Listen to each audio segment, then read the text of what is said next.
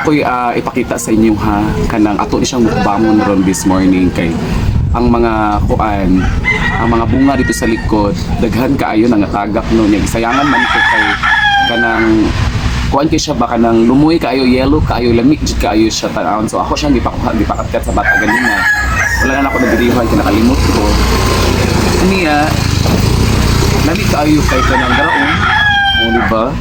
Orange kaayo. So mao ni atong mukbangon karong buntag no aton kaunon.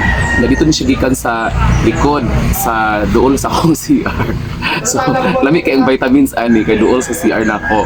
Pero dili ko motuan na kay I believe na process na to siya we kay pagkuan sa mga gamot na process na to siya no. So kiber sa CR basta naibog jud ko sa kapayas and tingnan mo fresh kaayo karon pa jud ako gigitat-gitat. So ato siya mukbangon mga kapak. So ipakita ko yun. Let's go! Ato na mukbangon ng kapayas. Nababaw. Di ba? Lami kayo. Ganahan siya ko one of my favorite dyan ni kanang prutas kay kanang tamis. Lami kayo. Tamis kayo. Mao na siguro ni ang tayo sa siya.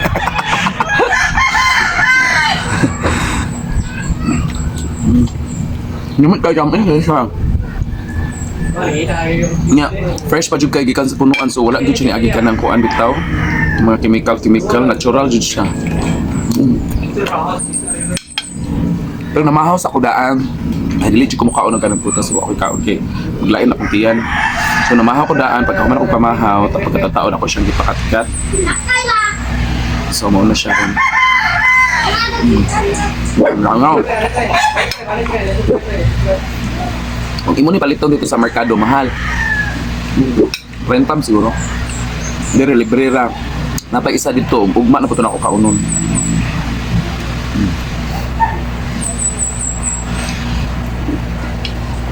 Lumi ako yun. Kaya na ako shout doon. Napa.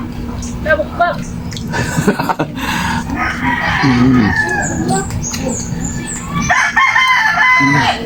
Kaya kapayas.